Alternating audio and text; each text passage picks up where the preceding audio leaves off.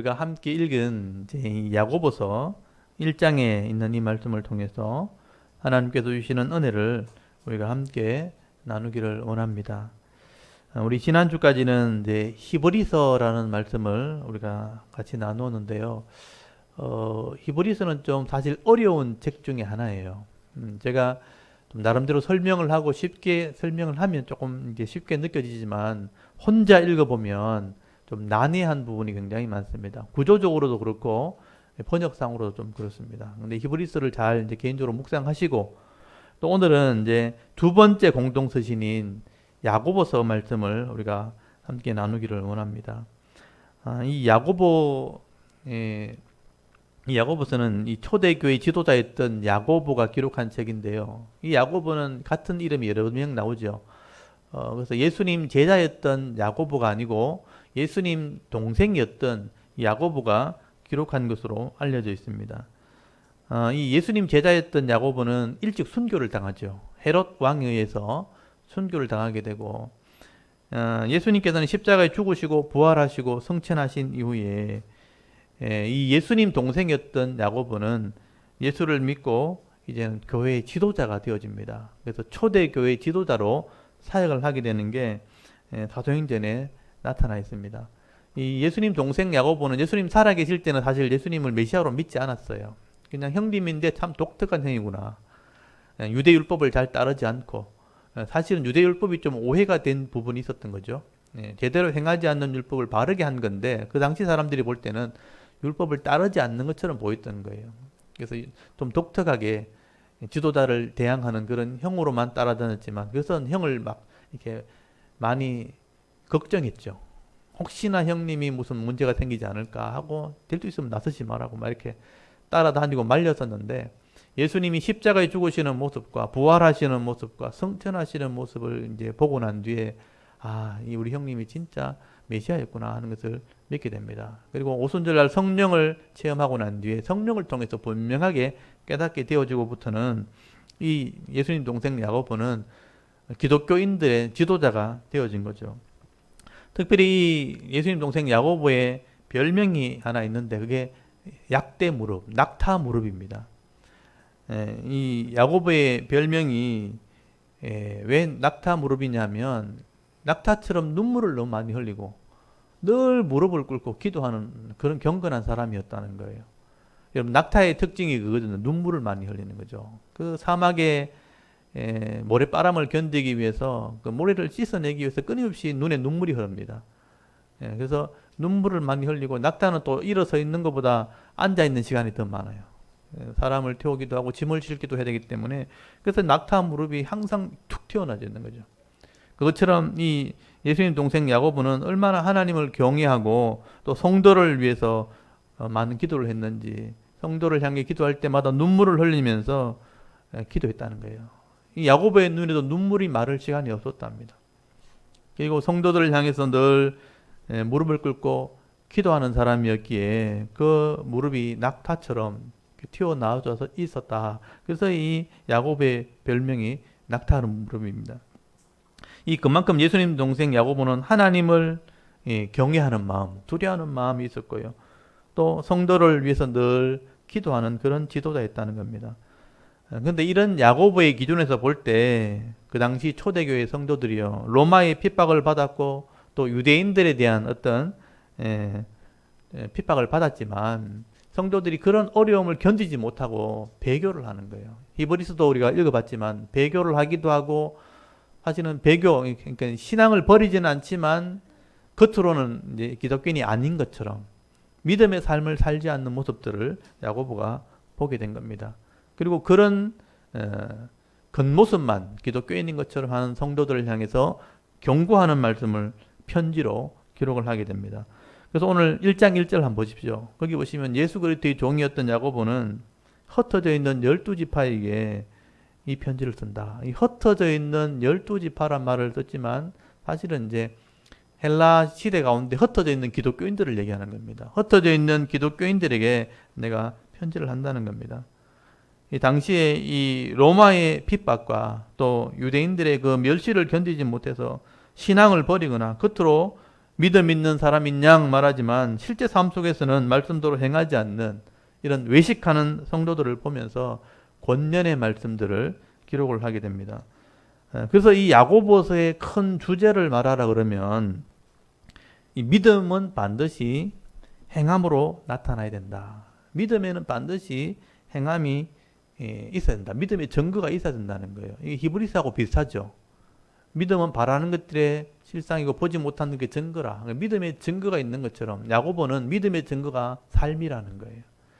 그래서 행함이 있는 믿음이 진짜 믿음이다. 그래서 야고보의 주제는요, 행함이 있는 믿음입니다. 그러니까 믿음을 얘기하면서 반드시 증거가 있어야 되는데 그것은 행함이 있는 믿음이어야 된다. 그게 야고보서의 큰 주제죠. 그래서 오늘 야고보서 1장에도 이 야고보는요, 우리가 이 믿는 믿음을 잃어버리면 안 된다는 얘기를 제일 먼저 하게 됩니다.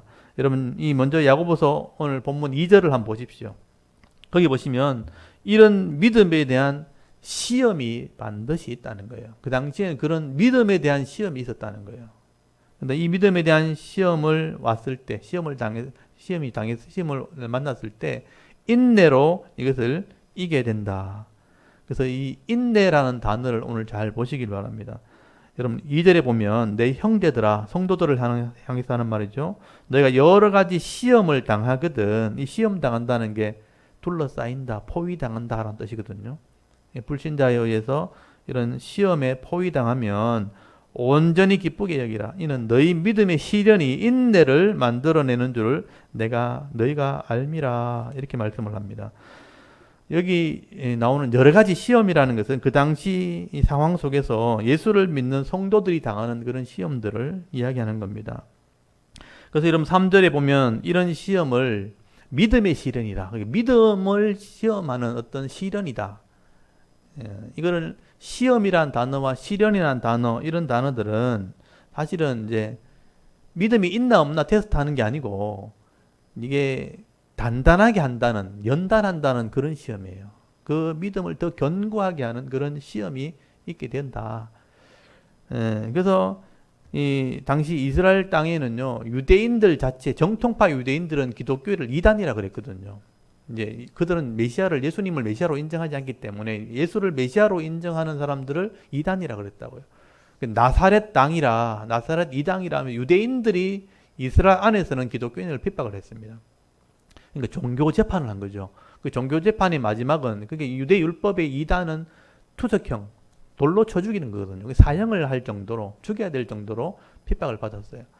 그리고 AD 70년경에 예수님 돌아가신 게 AD 30년이죠. AD 70년경에 이 반란을 한다는 그 위협 때문에 로마가 이 예루살렘을 점령을 해버립니다. 성벽을 다 무너뜨리고 예루살렘을 점령을 하고 성전을 다 무너뜨리죠.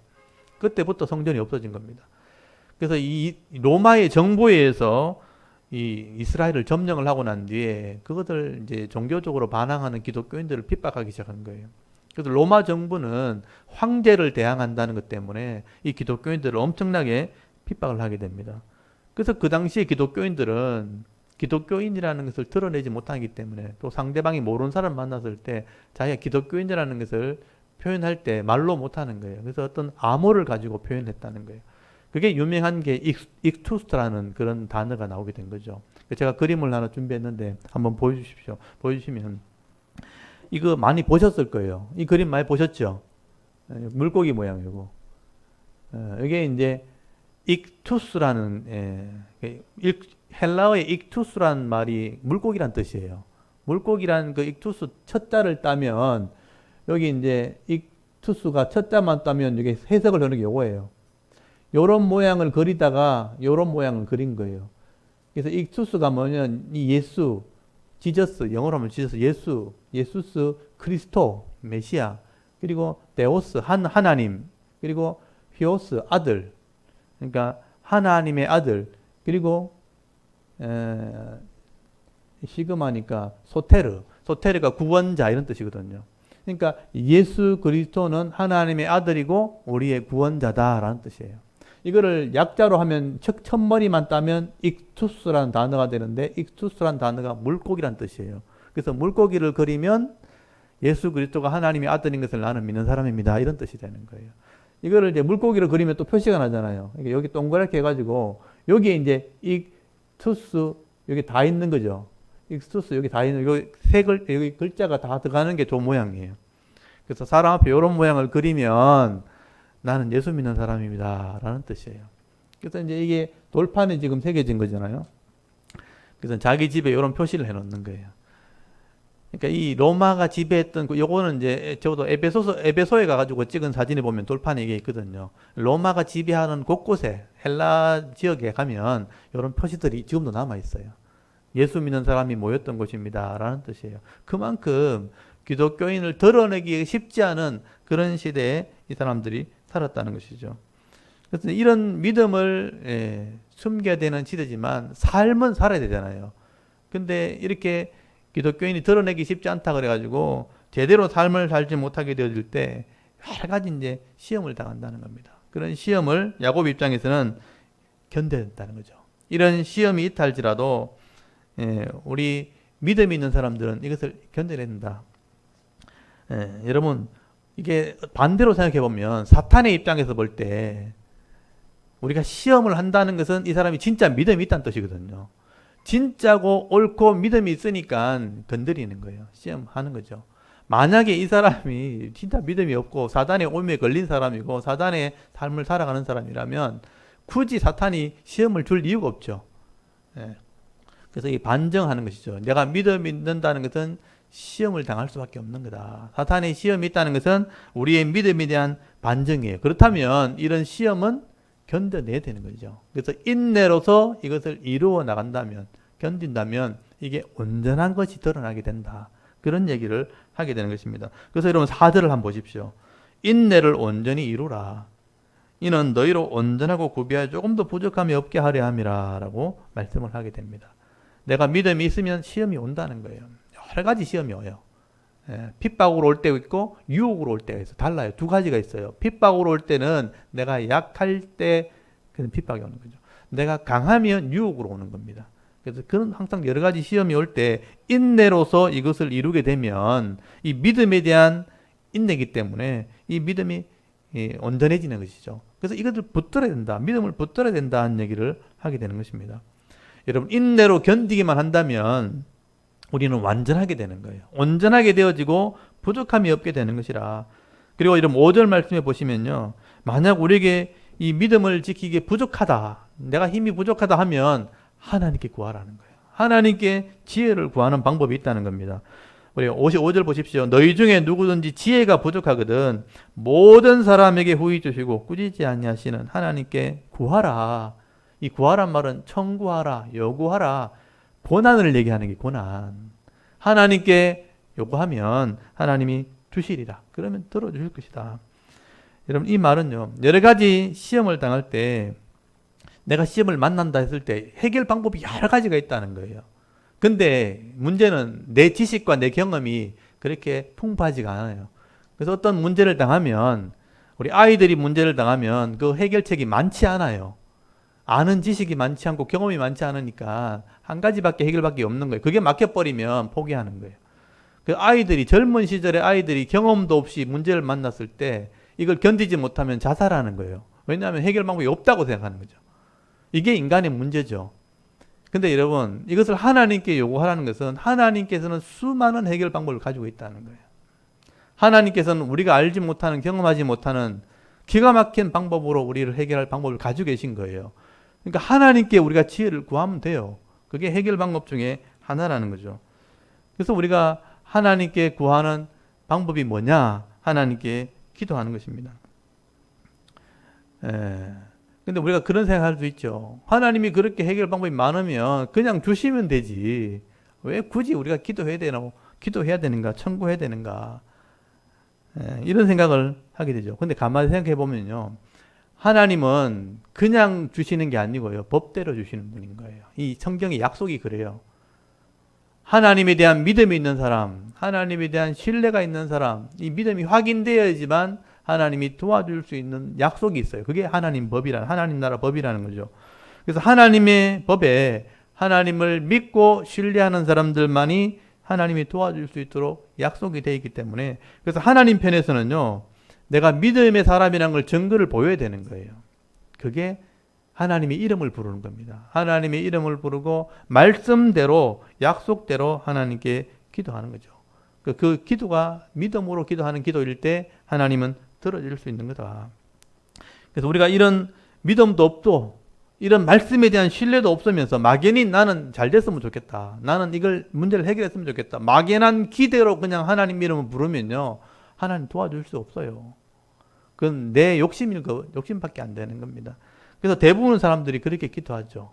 그냥 교회 가면 내 문제 해결되려나, 내가 하나님 이름 부르면 해결되려나, 막연하게 그렇게 하지만 그렇게 해서는 응답될 수가 없는 겁니다. 또 내가 하나님을 안다 하지만 의심을 가지고 기도한다면, 두 가지 마음을 가지고 기도한다면 이거는 믿음이 아닌 거예요. 그래서 응답될 수 없는 거죠. 그래서 6절 한번 보십시오. 오직 믿음으로 구하고 조금도 의심하지 말라. 의심하는 자는 마치 바람에 밀려 요동하는 바다 물결 같으니 이런 사람은 무엇이든지 주께 얻기를 생각하지 말라는 거예요. 이건 야고보에서 경험에서 나오는 겁니다. 야고보가 수없이 많은 기도를 해봤고 많은 응답을 받아봤기 때문에 의심으로 하는 기도는 믿음의 기도가 아니라는 거예요. 여기 의심이라는 기도가 갈라진다는 뜻이거든요. 의심이라는 단어가 나뉜다, 갈라진다, 여러 가지 생각을 가지고 기도하는 거죠. 바다 물결이 이리저리 막 요동치는 것처럼 그 마음이 이리 갔다 저리 갔다 하는 그런 마음을 얘기하는 거죠. 이런 마음을 가지는 것을 두 마음이라 이렇게 얘기하는 거죠. 그래서 우리가 예수를 믿는다 할 때 예수님이 나를 위해 죽으셔서 나는 구원받았다는 이 믿음, 하나님 자녀라는 믿음, 또 하나님 말씀은 변하지 않는다, 이게 진리라 하는 믿음, 이런 믿음을 근거해서 우리가 믿음으로 하나님께 기도할 때 하나님이 들어주시는 것입니다. 그러므로 여러분, 우리가 시험을 당하면요, 이런 믿음만 있으면 되는 거예요. 그래서 웬만한 믿음은 인내로서 우리가 견뎌내고, 만약에 인내로서 안 되면 하나님께 지혜를 구하면 되는 거예요. 지혜를 구해서 바른 기도함을 통해서 하나님 주신 방법으로 이것을 해결낼 수 있다. 그러면 이 문제가 해결되어서 평안을 누리기도 하고, 때로는 감당할 능력이 되니까 감사하며 살아갈 수 있는, 또 피할 길을 주신다면 부족하지 않는 그런 은혜를 누리게 되는 겁니다. 이게 성도의 삶이라. 그래서 저도 여러 가지 시험을 만나고 여러분도 시험을 만날 겁니다. 시험이 뭔지도 모르고 살아가는 사람도 있겠죠. 그렇지만 분명히 믿음에 대한 시련이 있습니다. 그러면 처음에는 하나님 주신 확신, 믿음으로 인내하면서 견딜 수 있고, 안 되면 지혜를 구하십시오. 하나님께 해결 방법을 구하면 상상지도 못한 방법으로 해결해 주는 거예요. 그래서 그렇게 견디는데, 견딜든지 감당할 능력을 주시든지 피할 길을 주신다고 되어 있어요. 그래서 그런 은혜를 누리면서 살아가는 겁니다. 이 야고보는요, 그 당시 성도들에게 이런 은혜를 좀 받아 누려라. 믿음으로 인내하든지, 이것을 구함으로, 지혜를 구함으로 하나님 주시는 능력을 경험하든지, 이런 삶을 좀 살아라고 말씀을 하게 되는 거죠. 여러분도 인생 중에 분명히 이런 시험을 만날 겁니다. 여러 가지 큰 시험을 만날 때마다 여러분 두려워하거나 낙심하지 마시고, 하나님을 믿는 믿음과 이 말씀을 믿는 믿음에서 흔들리지 마시고요, 인내함으로써 또 하나님께 구하고 기도함으로써 늘 승리하는 우리 샤론교회 성도들 다 되실 수 있기를 바랍니다. 그리고 여러분 9절부터 보시면요, 유혹이 왔을 때, 이건 약간은 시험이고 이제 유혹이 왔을 때 이겨내야 된다는 얘기를 하게 됩니다. 여러분, 세상에는요, 힘으로, 고난으로 우리를 밀어붙일 때가 있지만 때로는 우리를 유혹하는 그런 달콤함이 있다는 거죠. 성공하는 것처럼 보이는데 실패할 수 있다는 거예요. 그렇게 유혹하는 것이 있습니다. 여러분 9절을 보시면요, 예수를 믿는 이런 가난한 자들이 낙심하지 말고 또 하나님의 자녀의 권세를 좀 자랑해라. 여기 9절에 나전 형제는 자기 높음을 자랑하라. 이 나전 형제란 말은 가난을 얘기하는 거예요. 가난한 사람도 굴하지 말고 내 높이 있음을, 내 높음을 한번 자랑하는 자가 되라. 이 가난이라는 것은 여러분 어쩔 수 없는 현실이에요. 우리가 지금 뉴스를 보면 이렇게 대장동 사건 이렇게 얘기하잖아요. 그 단위가 무슨 10만 원, 20만 원도 아니고 상상지도 못한 돈 금액이죠. 그런 사람은 이 나라에 몇 명 안 돼요, 여러분. 대부분의 성도들은 몇천 원, 몇만 원 가지고 걱정하는 거예요. 대부분 사람들은 다 사실은 어려운 사람들이죠. 여러분, 이게 하늘의 일에 올라가서 우리 보면요. 뉴스거리에 나오는 사람들은 몇 손가락에 있는 사람들이에요. 미국에 있는 사람, 유럽에 있는 사람, 사건 일으킨 사람 몇 손가락에 있는 사람이고 그 외 대부분의 사람들은 다 어려운 사람들이에요. 그래서 가난이라는 것은 그냥 현실적인 문제입니다. 옛말에도 그랬잖아요. 가난은 나라님도 구원 못한다, 해결 못한다.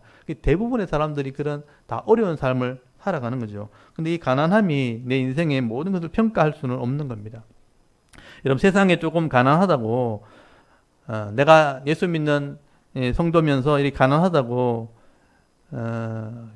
기가 죽거나 아니면 이게 다인 것처럼 생각하면 안 되는 거예요. 여러분 아무리 가난해도 하나님께 내게 주신 복이 다 있어요. 그 믿음을 여러분 가지셔야 됩니다. 우리 각자에게 주시는 그런 믿음의 분량, 내가 누릴 기업의 분량을 하나님이 다 주신 겁니다. 그걸 이 땅에서 잘 누리면 되는 거예요. 그리고 여기서 믿음을 가진 사람들은 영원한 천국에 하나님 기업이 준비되어 있다는 거예요. 영원한 하나님 나라 기업이 준비되어 있고 그거를 우리가 자랑하는 자가 된다. 이 높음을 자랑하는 얘기는 뭐냐면 내 기업이 있음을 자랑해라. 그리고 하늘의 기업이 있음을 좀 자랑하는 사람이 되어라 라고 말하게 되는 것입니다. 근데 이제 사탄이요. 사실은 이 땅에 물질을 가지고 우리를 시험하는 존재입니다. 여러분 사탄이 예수님이 공생이 시작하실 때 사탄이 예수님을 시험한 적 있죠. 그때 두 번째 시험이 뭐냐면 이 땅의 모든 영광을 너에게 줄 테니까 내게 경배하라는 거예요. 여러분 예수님께 그런 시험을 한 게 사탄이에요. 이 땅의 모든 영광, 모든 물질, 모든 권세를 줄 수 있는 권한이 있다는 뜻이거든요. 그래서 이제 이걸 요한복음에 보면 사탄을 세상의 임금이라는 표현, 영적인 임금이라고 표현되어 있어요. 그러니까 이 땅의 물질을 주관할 수 있다는 뜻입니다. 사탄이 이 땅에 이렇게 부와 영광을 다스리는 이런 권세가 있기 때문에 이 물질을 가지고 사람을 유혹하는 거예요. 권력을 가지고 힘을 가지고. 그래서 요한계시록에 보면요. 이 땅의 최고의 권한이 왕이거든요. 이제 왕을 사탄으로 표현하고 짐승으로 표현하지만 사탄의 짐승으로 표현합니다. 그러니까 최고의 권력 자리에 올라가려면 최고 강해야 돼요. 우리나라도 그렇잖아요. 최고의 권력자의 자리에 올라가려면 최고로 강해야 돼요. 그 한 반면에 최고로 악해야 되는 거예요. 그냥 선해가지고는요, 왕의 자리에 못 올라갑니다. 옛날처럼 선한 왕이 있는 시대는 고대 시대거든요. 오늘날 시대는 경쟁을 통해서 그 자리를 차지하게 되면 최고로 강해야 되고 최고로 악해야 되는 거예요. 그래서 어느 나라든 최고의 자리에 올라와 있다는 것은 악함을 상징하는 겁니다. 사탄의 권세를 가지고 있다는 뜻이에요. 그래서 사탄이 이런 물질을 가지고 유혹하는 거죠. 권세를 가지고 물질을 가지고 사람을 유혹하게 돼요. 그래서 사람을 망가뜨린 거예요. 그래서 물질로 사람을 유혹해서 무너뜨릴 수도 있고 물질로 사람을 비참하게 만들 수도 있는 거예요. 그래서 사탄이 이걸 가지고 사람들을 유혹한다는 것, 물질로 우리를 유혹한다는 것을 여러분 알고 있어야 됩니다. 이게 전략이라는 거예요. 그러니까 사단의 전략을 알고 있어야 우리가 이것을 이겨낼 수 있는데 우리가 세상의 어떤 일반적인 원리로 생각해 버리면 여기서 우리가 빠져나오지 못할 수 있다는 거죠. 그래서 우리가 가난한 자들은 주로 이런 유혹을 받게 됩니다. 물질이 없으니까 빨리 이것을 가지고 싶은 유혹이 생기는 거예요. 다른 사람보다 빨리 가지고 싶고 많이 가지게 되니까 이런 죄에 대한 유혹을 받게 되는 것입니다. 그리고 이 사탄이 그런 유혹을 해요. 다 그래 한다 이러면서 다 이렇게 해서 부자가 됐다, 다 이렇게 해서 권력을 가졌다, 이런 식으로 우리를 유혹을 하게 되는 것입니다. 근데 사탄이 하지 않는 이야기가 있어요. 들키면 다 뺏긴다. 이건 얘기 안 하는 거예요. 근데 들키면 다 뺏긴다는 얘기를 안 하니까 막 가지면서 마지막에 들키면 다 뺏기는 거예요. 그런 일이 지금 세상에 수없이 일어나고 있잖아요.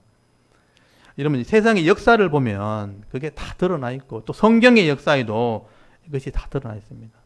그래서 악을 행하면서 부를 누리다가 흥청망청 하다가 결국에는 다 부정함으로 권력을 잃어버리고 망하게 되는 그 역사를 보게 되는 거죠. 그게 멸망의 길이고 또는 어리석은 길이 되는 것입니다. 그래서 여러분 우리가 조금 가난해도 그게 다가 아니라 내게 주신 기업이 무엇인지를 깨닫고 성실하게 우리가 그것을 잘 관리만 하게 된다면 빼앗기지 않는 복이에요. 그게 내게 주시는 복이기 때문에 절대 빼앗겨지는 복이 있다는 것을 여러분 믿을 수 있기를 바랍니다.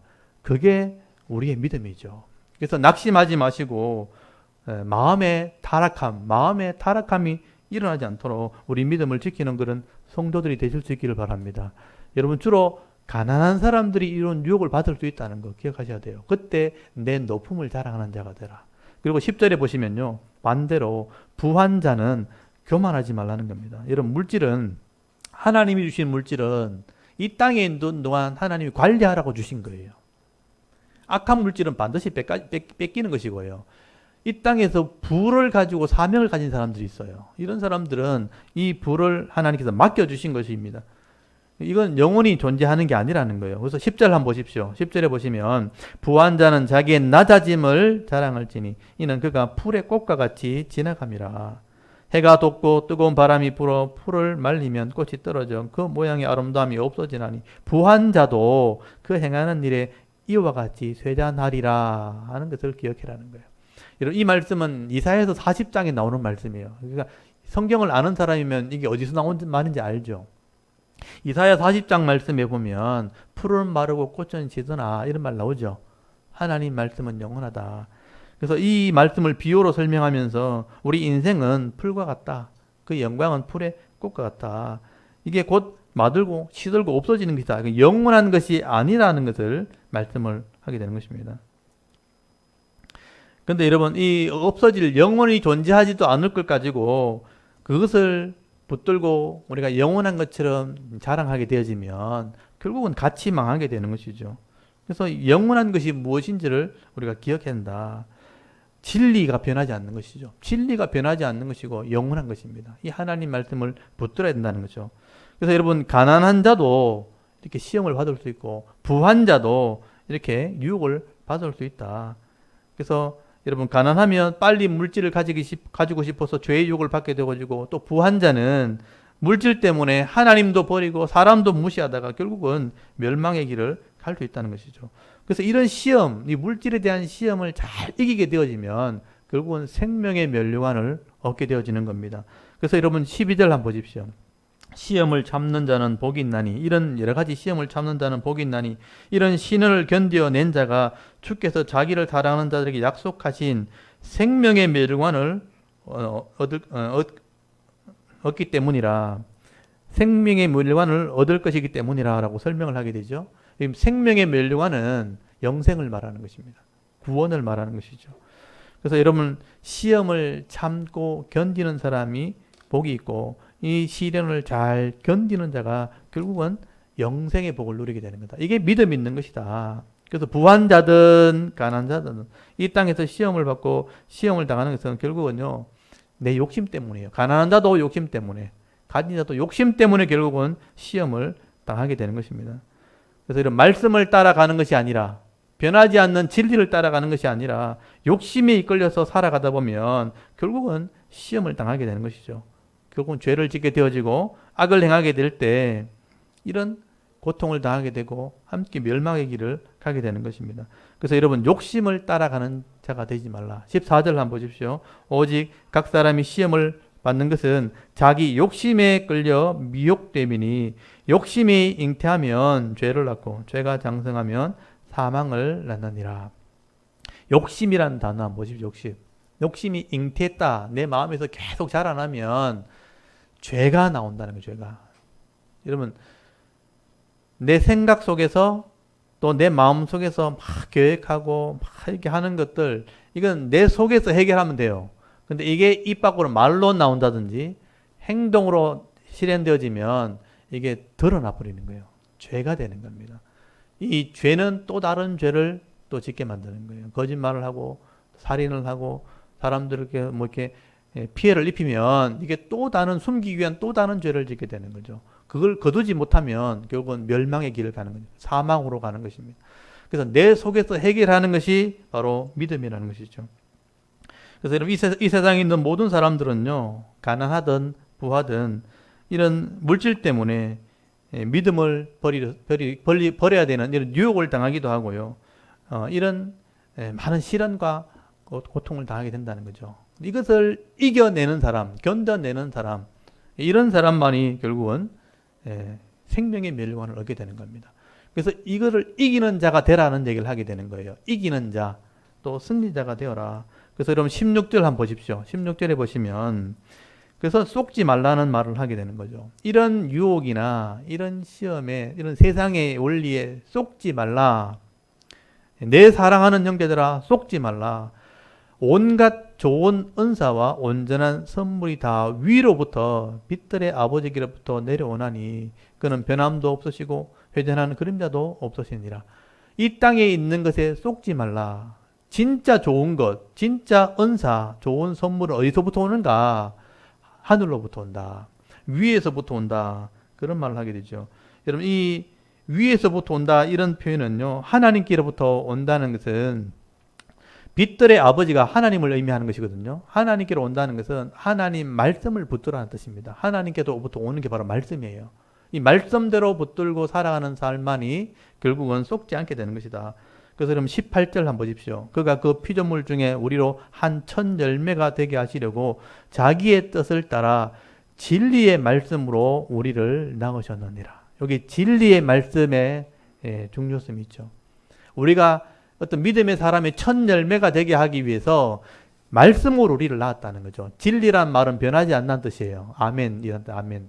그러니까 변하지 않는 말씀으로 우리를 하나님이 낳으셨다.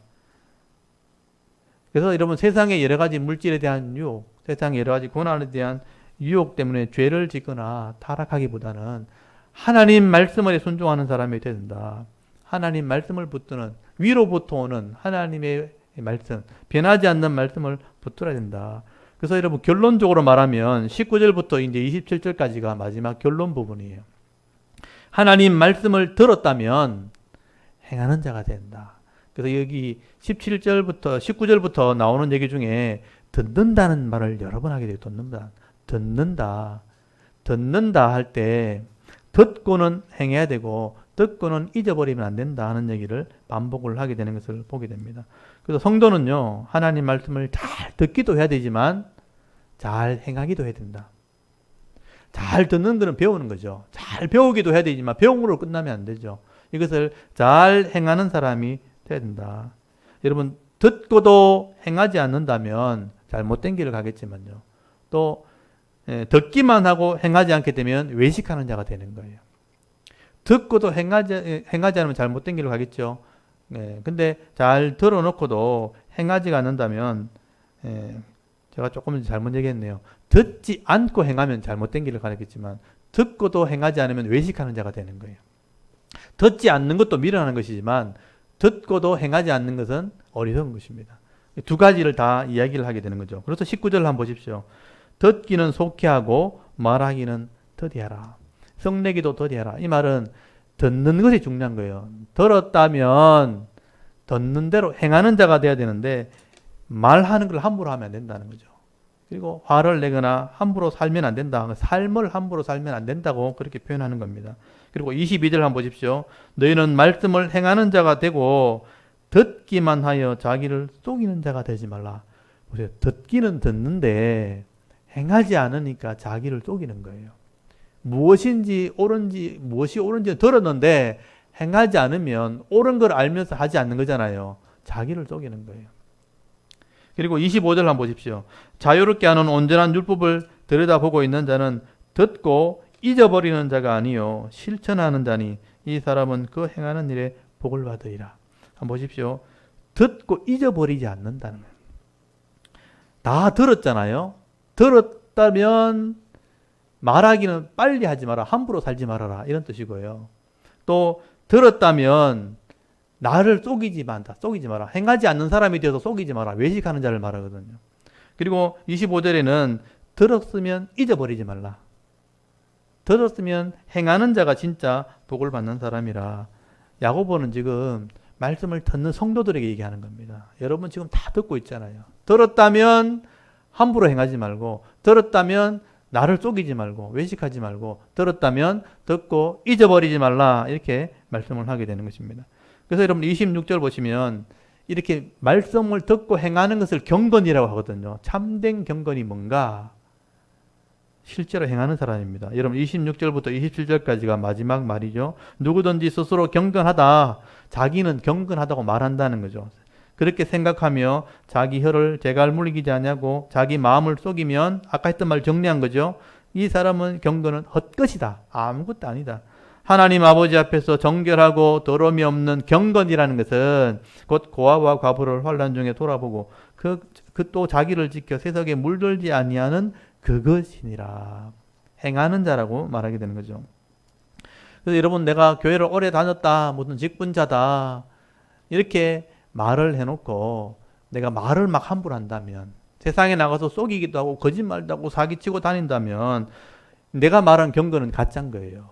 이건 헛것입니다. 아무것도 아니라는 것입니다. 세상 사람도 그렇게 여긴다는 거죠.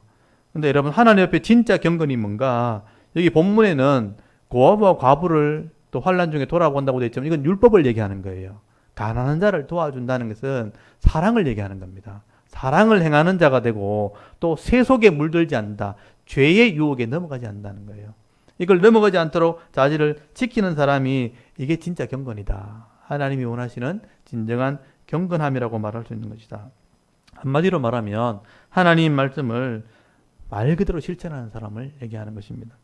여러분, 하나님 말씀대로 내가 조용히 다른 사람을 돕는 거예요. 사랑하는 겁니다. 섬기는 자의 삶을 살아가는 것입니다. 그리고 세상의 죄에 이끌려서 이렇게 끌려다니는 인생이 아니라 하나님 말씀으로 그것을 이겨내는 삶을 살아가는 사람이죠. 앞에 나왔잖아요. 인내하든지 기도함으로 하나님이 도우심을 구해서 그것을 이겨내는 사람, 세상의 유혹을 이겨내는 사람, 이 사람이 진짜 경건한 사람이다. 바른 경건이다 라고 말씀을 하게 되는 것입니다. 그러므로 내가 이 하나님 말씀을 듣는 만큼 여러분 깨달아 순종하는 믿음이 있어야 되는 거죠. 이게 우리의 온전한 믿음이 되어지는 것이다. 바른 신앙생활이다 라고 말씀을 하게 되는 겁니다. 여러분, 이게 야고보서 1장의 요약인데요. 이게 앞으로 계속 나오게 될 겁니다. 이게 행함이 있는 믿음에 대한 얘기입니다. 그래서 2장부터 다음 주부터 계속 나올 텐데 구체적인 얘기를 하게 될 거예요. 이런 믿음에 대한 바른 행함이 있는 신앙이 올바른 신앙이다. 또 올바른 경건이다 라고 말씀을 하게 되는 것이죠. 여러분, 이 야고보는 우리가 신앙생활 할 때 막연하게 그냥 내가 믿음 있다고 그렇게 생각하지 말라는 거죠. 실제적인 믿음이 있어야 된다. 믿음의 삶이 있어야 된다는 얘기를 하게 되는 것입니다. 그래서 오늘도 이 야고보서의 말씀을 이렇게 묵상하시면서요. 내가 예수를 믿고 하나님 말씀을 이렇게 들었다면 정말 내가 제대로 믿고 있는가? 또 제대로 내가 가정에서나 직장에서나 행하는 삶을 가지고 있는가? 지금 점검하셔야 됩니다. 그래서 아마 이 야고보의 말씀을 계속 읽어 나가면요. 저는 야고보의 말을 이제 잔소리라고 보통 표현하거든요. 제가 이제 성경을 가르칠 때 찌르는 채찍 같다. 진짜 아픈 데를 콕콕 찌르는 그런 말씀이에요. 제대로 하지 않는 그런 삶을 지적하는 게 야고보의 말씀입니다. 그래서 이 야고보의 말씀을 들을 때마다 여러분 자신을 점검하는 그런 말씀들이 되기를 바랍니다. 그래서 이 약속의 말씀, 이 말씀들을 내 마음에 잘 새기셔서 제가 기도했던 것처럼 잘 박힌 못과 같이 내 몸에, 내 마음에 잘 박혀서 이 말씀을 제대로 순종할 때 은혜와 복을 다 받아 누리면서 합당한 열매를 누리면서 살아갈 수 있는 저와 여러분의 이런 신앙의 삶의 모습이 되실 수 있기를 주의 이름으로 축원합니다. 아멘. 잠깐 기도드리겠습니다. 하나님 은혜를 감사합니다. 오늘도 사랑하는 성도들 한자리에 모아주시고